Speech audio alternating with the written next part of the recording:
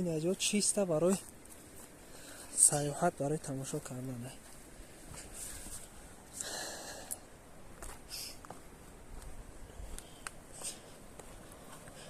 نه شوخا را دیده یا روشانی مینه. واه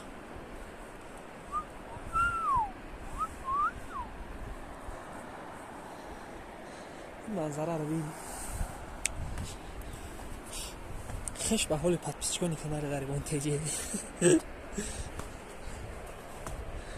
جربی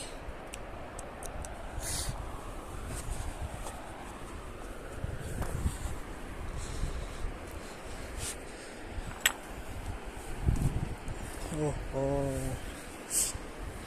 اوه عجب بفتی اگر کو ممکن که دیگه